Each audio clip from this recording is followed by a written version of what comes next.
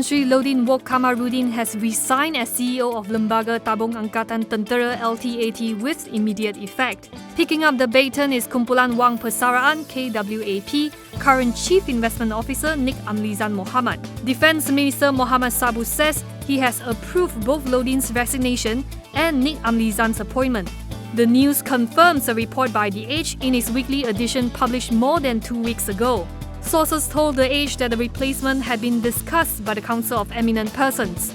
The reason of Lodin's resignation is not known, but it is worth noting that he was the chairman of 1MDB before he chose to resign from his post in April 2016.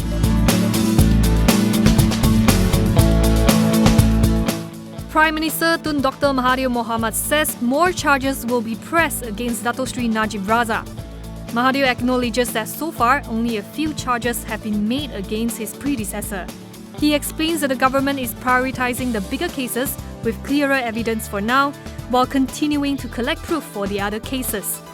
Mahathir said this in response to a question pertaining to allegations that Najib had paid lawyer Tan Sri Shafi Abdullah 9.5 million ringgit between 2013 and 2014. In 2015, Shafi led the prosecution against Datuk Seri Anwar Ibrahim on sodomy charges.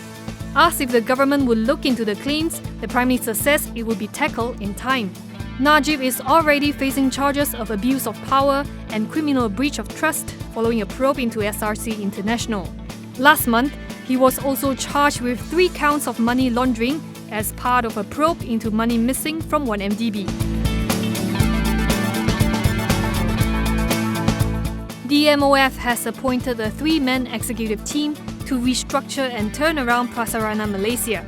The effort is being led by new President and Group CEO Dato' Muhammad Haslan Muhammad Hussein. He will be assisted by 2 new appointees, COO for Strategy and Transformation Ang Yoki and COO for Operations Mohammad Nizam Alias. Muhammad Haslan says Prasarana will focus on increasing ridership of public transport services. It will also seek to enhance the management and delivery of services and improve the management of revenue and cost.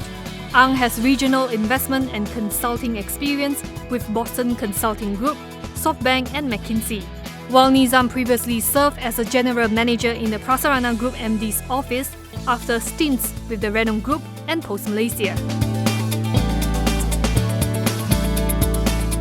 Proton Holdings has given a media preview of its highly anticipated SUV, the Proton X70, ahead of the vehicle's launch later this year. Co-developed by Geely and Proton, it is open for booking tomorrow. Members of the public who want to view the X70 up close can do so during its preview session starting September 19. The roadshow will span 7 cities and is aimed at reaching nearly 6,000 people, including potential corporate buyers. The name of Proton's very first SUV was chosen from close to 90,000 entries in an online contest. This is the first time an alphanumeric naming system is used on a Proton model, as the car maker's research shows it will make it easier for Proton to sell the X70 in international markets. This is because there are no language barriers to overcome. DRB Highcom was among the top gainers on Bursa following the preview, jumping to 2 ringgit 20 cent before closing 4.35% higher at 2 ringgit 16 cent.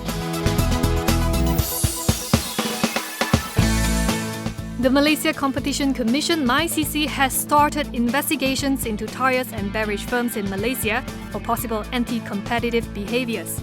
This is after Domestic Trade and Consumer Affairs Minister Datuk Saifuddin Nasution Ismail was told that certain industry players had increased prices before the Sales and Services Tax was implemented earlier this month. MyCC, together with the Ministry's Enforcement Division, will conduct investigations to see if these actions have raised concerns under relevant laws. So far, inspections have been carried out on some tyres companies as well as a beverage manufacturer. MyCC Director of Investigation and Enforcement Division, Iskandar Ismail Warren, said it will take stern action against enterprises which have been found flouting the law.